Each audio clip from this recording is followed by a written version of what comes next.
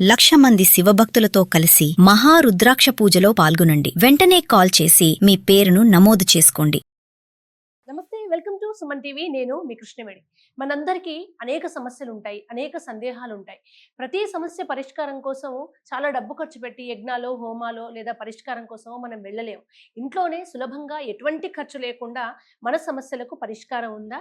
ఉంటే అవి ఏంటి?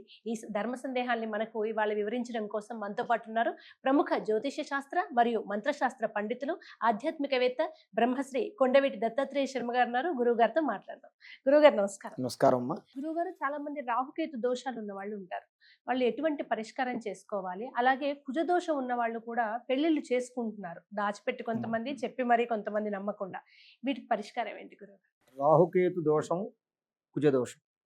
ఈ రాహుకేతువులు జాతకంలో రాహువు యొక్క కేతువు యొక్క మధ్యలో మిగిలిన గ్రహాలన్నీ కూడా ఉంటే కాలసర్పదోషం వస్తుంది. దీనికి రాహువు యొక్క కేతువు యొక్క పూజలు చేసుకోవాలి.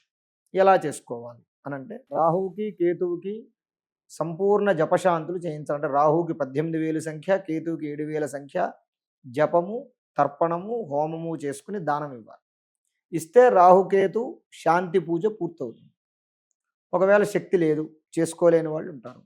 అలాంటి వాళ్ళు ఏం చెయ్యాలయ్యా అంటే, కాళహస్తి కానీ, కాకాని కానీ, రామేశ్వరం కానీ అలాంటి దేవాలయాల్లో ఈ రాహుకేతువులకు సంబంధించినటువంటి పూజ చేస్తూ ఉంటారు. అక్కడికి వెళ్ళైనా వారి శక్తి కొలది. శక్తి లేనివారు, శక్తి ఉన్నవారు ఖచ్చితంగా చేసుకోవాలి.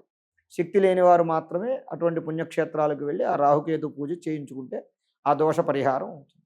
అయితే ఈ రాహుకేతు పూజ అనేటటువంటిది మంగళవారం కానీ, శనివారం కానీ, ఆశ్లేష నక్షత్రం ఉన్న రోజు కానీ చేసుకుంటే చాలా విశేషమైనటువంటి ఫలితం కలుగుతుంది. ఇక కుజదోషం. ఈ కుజదోషం ఉన్నటువంటి వాళ్ళు అసలు చాలా మందికి తెలియనటువంటి విషయం ఏంటయ్యా, కుజదోషం ఉన్నవాళ్ళు వివాహం చేసుకోకూడదు అనేటటువంటిది ఏమీ లేదు. కుజదోషం ఉన్నవాళ్ళైనా సరే, లేని వాళ్ళని చక్కగా వివాహం చేసుకోవచ్చు. కొన్ని నక్షత్రాలలో పుట్టినటువంటి వాళ్ళకి, కొన్ని లగ్నాలలో పుట్టిన వాళ్ళకి, కొన్ని రాసుల్లో పుట్టినటువంటి వాళ్ళకి జాతకంలో కుజుడు బలహీనపడిన, అస్తంగతుడైన, కుజుణ్ణి బలమైనటువంటి గ్రహం చూస్తూ ఉన్నా సరే ఆ కుజదోషం ఆటోమేటిక్గా నివారణ అయిపోతుంది. ఆ విషయం జనాలకి తెలియదు పాపం. వాళ్ళు ప్రత్యేకమైనటువంటి చాలామంది ఏం చెప్తారు, ఫలానా కుజదోషం ఉంది, మీరు పూజ చేయించేసుకోండి. అనుభవం ఉన్నటువంటి జ్యోతిష్కుల దగ్గరికి, పెద్దల దగ్గరికి వెళ్ళాలి. ఎప్పుడైనా సరే వెళితే, ఇప్పుడు చదువుకున్న వాళ్ళు ఏం చేస్తారయ్యా అంటే, అనుభవం లేని వాళ్ళు ఉంటారు. ఈ మధ్య ఏమవుతుంది, ప్రతిదానికి పుస్తకాలు రావటం వల్ల ఆ పుస్తకంలో చూస్తున్నారు, కుజుడు ఫలానా స్థానంలో ఉంటే దోషం, నువ్వు పరిహారం చేయించు, ఓ 10,000 అవుతుంది, లేదా ఓ 15,000 అవుతుంది, ఓ 20,000. కానీ ఆ కుజుడు ఏ స్థానంలో ఉన్నాడు, బలంగా ఉన్నాడా, బలహీనంగా ఉన్నాడా, అసలు ఆ పూజ వాడికి అవసరమా లేదా అని చెప్పేటటువంటి వాళ్ళు అతి తక్కువ మంది, మహానుభావులు కొంతమంది ఉన్నారు. అయితే ఈ కుజదోషం అనేటటువంటిది మనిషికి 2 రకాలుగా ఇబ్బందులు పెడుతుంది. ఒకటి వివాహరీత్యా ఇబ్బందులు పెడుతుంది, 2 ఆర్థిక పరంగా, ఆరోగ్యపరంగా ఇబ్బంది. ఈ కుజదోషం ఉన్నటువంటి వాళ్ళు కుజదోషం ఉన్న వాళ్ళనే వివాహం చేసుకోవాలి అనేది కూడా ఒక నియమం ఉంది. అంటే కొంతమంది పెద్దలు చెప్పిన మాటే అది, మనం చెప్పిన మాట కాదు, అనుభవపూర్వకంగా చెప్పిన మాటే. అది వాస్తవమే. కానీ కొన్ని స్థానాలలో ఉంటే మాత్రమే కుజదోషం ఉన్నవాళ్ళు కుజదోషం ఉన్న వాళ్ళనే వివాహం చేసుకోవాలి. కొన్ని స్థానాలు మీ ఇందాక చెప్పాను, ఆటోమేటిక్గా కొన్ని స్థానాల్లో కుజుడుంటే దోష పరిహారం అయిపోతుందని చెప్పాను. అలాంటి వాళ్ళు కుజదోషం ఉన్న వాళ్ళని వివాహం చేసుకోవాలని రూల్ ఏం లేదు, లేని వాళ్ళని కూడా చేసుకోవచ్చు. కాబట్టి చాలామందికి నేను సభాముఖంగా సుమన్ టీవీ వారు మంచి ప్రశ్న వేశారు. ఈ కుజదోషం మీద నేను ఒకటే విషయం చెప్తున్నాను, కుజదోషం ఉన్నవాళ్ళు వాళ్ళని వివాహం చేసుకోకూడదు అనేటటువంటి పిచ్చి మాటలు మీరు వినకండి. అవి తెలియనటువంటి వారు మూఢులు మాట్లాడేటటువంటి మాటలు. తప్పనిసరిగా ఎవరైనా సరే, ఇప్పుడు కుజదోషం ఉందనుకోండి, కుజదోషం ఉన్నటువంటి వాడు మంచి యోగజాతకుడు, రేపొద్దున ఒక ఉచ్చ స్థితికి వెళ్ళి ఏ కలెక్టరో, ఏ ఐపీఎస్ఓ, ఉన్నత స్థాయికి దేశం గర్వించదగ్గ మనిషి అవుతాడు అనుకోండి వాడు. మీరు ఈ రోజు కనుక మీకు వచ్చిన సంబంధాన్ని మీరు చెడగొట్టుకుంటే ఆ స్థాయి అల్లుణ్ణి కానీ, కోడల్ని కానీ మీరు కోల్పోయిన వారు అవుతారు. జాతకంలో 9 గ్రహాలు ఉంటాయి. జాతకానికి 9 గ్రహాలు ఉంటాయి, కుజుడు ఒక్కటే గ్రహం కాదు. జాతకాన్ని, దాంపత్యాన్ని, నిర్ధారణ చేసేది, హెచ్చు తగ్గుల్ని నిర్ధారణ చేసేది కుజుడు ఒక్కడే కాదు. కాబట్టి మనం చూసుకుని ప్రతిదానికి పరిహారాలు ఉంటాయి. ఆ పరిహారం చేసుకుని ముందుకు వెళితే బాగుంటుంది తప్ప మూఢనమ్మకాలు, వాళ్ళు వీళ్ళు తెలిసిన వాళ్ళు తెలియని వాళ్ళు ఏదో చెప్పినటువంటి మాటలు మాత్రం నమ్మకండి. అనుభవజ్ఞులు పూర్వం పెద్దలు ఎవరైతే బాగా అనుభవం కలిగినటువంటి జ్యోతిష్కుల దగ్గరికి వెళ్ళండి. జాతకం బాగున్నా సరే ఒకవేళ కులదోషం ఉంటే ఏం పరిహారం చేసుకోవాలో కనుక్కోండి, పరిహారాలు చేసుకోండి, చక్కగా వివాహం చేసుకోండి. ఇది ఎప్పుడూ కూడా ఇప్పుడు ఒక అమ్మాయి ఉంది, మీ అబ్బాయి ఉన్నాడు, కుజదోషం ఉందని చెప్పి ఆ అమ్మాయిని మీరు రిజెక్ట్ చేశారు. ఒకవేళ ఇదే పరిస్థితి నీ కూతురుకు వస్తే నువ్వేం చేస్తావు? అవును, నిజమే. ఇప్పుడు ఆశ్లేష నక్షత్రం వాళ్ళు ఉన్నారు చేసుకోకూడదు, మూలా నక్షత్రం వాళ్ళు ఉన్నారు చేసుకోకూడదు. ఇదే నువ్వు ఈ మాట అన్నావు, రేపొద్దున నీ మనవడో నీ మనవరాలో నీ కొడుకో కూతురో ఇదే నక్షత్రంలో ఉంటారు, అప్పుడు నీ పరిస్థితి ఏంటి? ప్రతిదానికి పరిహారాలనే ఉంటాయి. ఆ పరిహారం చేసుకుని జాతకాలు కలిస్తే ముందుకు చక్కగా నిరభ్యంతరంగా ముందుకెళ్ళొచ్చు. కాబట్టి జాతకాలలో తెలియక చెప్పేటటువంటి వాళ్ళు, అసంపూర్ణ ప్రతిభావంతులు ఎవరైతే ఉంటారో వాళ్ళు చెప్పినటువంటి మాటలు పట్టుకుని మీరు నమ్మద్దు, మీ పిల్లల జీవితాలు నాశనం చెయ్యొద్దు. ఈ విషయాన్ని సభాముఖంగా సుమన్ టీవీ వారి యొక్క ప్రేక్షకులందరికీ తెలియజేస్తూ ఉన్నాను. కుజదోషాలుంటే భయపడక్కర్లేదు, పరిహారాలు చేసుకోండి, చక్కగా మీ పిల్లలకు పెళ్లిళ్ళు చేసుకోండి, మంచి వంశవృద్ధి కలుగుతుంది, అందరూ సుఖంగా ఉంటారు. ధన్యవాదాలు. ధన్యవాదాలు. గురువుగారు, ఇంట్లో దేవుని పటాలు కొందరేమో తూర్పు వైపున పెట్టాలంటారు, కొందరేమో తూర్పు వైపు చూస్తున్నట్టుగా పెట్టాలంటారు. ఆ తర్వాత కొంతమంది చాలా ఫోటో, అంటే దేవుడి పటాలు అక్కడ మొదలైతే ఇక్కడ దాకా వస్తూనే ఉంటాయి, అన్ని ఫోటోలు పెట్టి పూజ చేస్తూ ఉంటారు. అసలు ఎటు పెట్టాలి, ఎంతవరకు ఉండొచ్చు, ఎలా చేయాలి? దేవతా పటాల విషయానికి వచ్చేసరికి భగవంతుడికి దిక్కుతో సంబంధం లేదు. చాలామంది అటు ఇటు అంటూ ఉంటారు, కానీ చాలా అంటే భగవంతుడికి దిక్కుతో సంబంధం లేదు. మనం పూజ చేసుకునేటప్పుడు ప్రప్రధానంగా తూర్పు ముఖంగా ఉండి పూజ చేసుకునే విధంగా, అంటే దేవతలు పడమర దిక్కును చూస్తూ ఉంటారు, మనం తూర్పు ముఖంగా ఉండి పూజ చేసుకోవాలి. ఒకవేళ తూర్పు దిక్కులో ఇప్పుడు వాస్తు ప్రకారం ఇప్పుడు అపార్ట్మెంట్స్లో ఉండేవాళ్ళు ఉంటారు, వాళ్ళకి వీలు పడదు. కొన్ని వాస్తు ప్రకారంగా వేరే ముఖం వాళ్ళు ఉంటారు, పడమర ముఖం లేదా ఇటు ముఖం అటు ముఖం, కొన్ని తేడాలు ఉంటాయి. వాళ్ళు ఏం చేస్తారంటే వాళ్ళకి తూర్పు దిక్కులో పెట్టుకోవడానికి వీలు పడదు.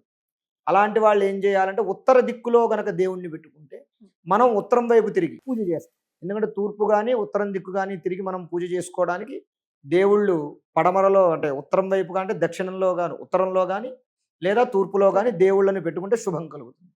దక్షిణామూర్తి పటాన్ని ఎప్పుడూ కూడా ఉత్తరం గోడకి పెట్టాలి. ఉత్తరం గోడకి గనక దక్షిణామూర్తి పటాన్ని దక్షిణాన్ని చూస్తున్నట్టుగా దక్షిణాన్ని చూడాలి, దక్షిణామూర్తి ఎప్పుడూ కూడా. అలా దక్షిణామూర్తి పటం పెట్టడం వల్ల ఇంట్లో పిల్లలకి బుద్ధి జ్ఞానం బాగా పెరుగుతుంది. వాళ్ళు కాస్త ఆ పటాన్ని చూస్తూ దక్షిణామూర్తిని చూస్తూ ఉండడం వల్ల వాళ్ళకి బుద్ధి జ్ఞానము పెరుగుతూ ఉంటుంది.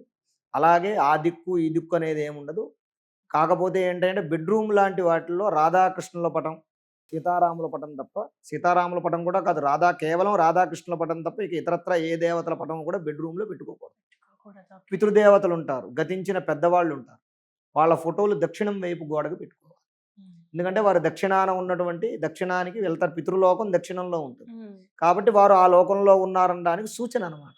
కాబట్టి దక్షిణం వైపు పెట్టుకోవాలి. ఇప్పుడు ఇలా చాలా ఫోటోలు, దేవుడి పటాలు, విగ్రహాలు, అసలు కొందరి దేవుడి రూమ్ చూస్తుంటే గుళ్ళో కన్నా ఎక్కువనే కనిపిస్తుంటాయి. అలా చేయడం భావ్యమా? ఎటువంటి నియమాలు పాటించాలి? ఎంతవరకు ఉండొచ్చు? అంటే అది వాళ్ళ నమ్మకానికి సంబంధించింది, మనం ఎవరిని కూడా తప్పు పట్టకూడదు.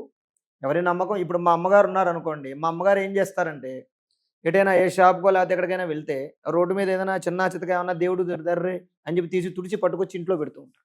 అంటే ఒక నమ్మకం వారిని అలాంటి వారిని మనం తప్పు పట్టద్దు, అన్ని పెట్టుకున్నారని. కానీ ఇంట్లో అన్ని పటాలు అన్ని విగ్రహాలు పెట్టకూడదు. కేవలం ప్రతి మనిషి కూడా అందరు దేవతల్ని ఆరాధించాలి, కానీ ఒక దేవతని ఉపాసన చేయాలి వారి యొక్క జాతక స్థితిని బట్టి. ఇప్పుడు మేషరాశి వారు ఉన్నారు, సుబ్రహ్మణ్య స్వామిని కానీ గణపతిని కానీ అమ్మవారిని కానీ ఆరాధన చెయ్యాలి. అప్పుడు ఏం చేయాలి? వారు అమ్మవారి విగ్రహము, సుబ్రహ్మణ్య స్వామి విగ్రహము లేదా గణపతి విగ్రహము ఒకటి తెచ్చుకుని, అది కూడా యజమాని యొక్క బొటని వేలు పరిమాణం అంతే ఉండాలి తప్ప అంతకుమంది మించి ఎక్కువ ఉండకూడదు, తెచ్చుకుని పెట్టుకోవాలి. ఇంకా మిగిలిన పటాలు ఉంటాయి, పంచాయతన దేవతా పటాలు పెట్టుకుంటే ఇన్ని పటాలు పెట్టాల్సిన అవసరం లేదు. పంచాయతన దేవతలు అంటే ఎవరు? ఆదిత్యం, అంబికం, విష్ణు, గణనాథం, మహేశ్వరం. విష్ణుమూర్తి, ఈశ్వరుడు, అమ్మవారు, సూర్యభగవానుడు, గణపతి. ఇంకా ఇతరత్ర లక్ష్మీ నరసింహస్వామి, తర్వాత రాములు వారు, కృష్ణుడు, వీళ్ళందరూ కూడా విష్ణుమూర్తి యొక్క అంశలోకి వచ్చేస్తారు కాబట్టి విష్ణుదేవుడి యొక్క పటం.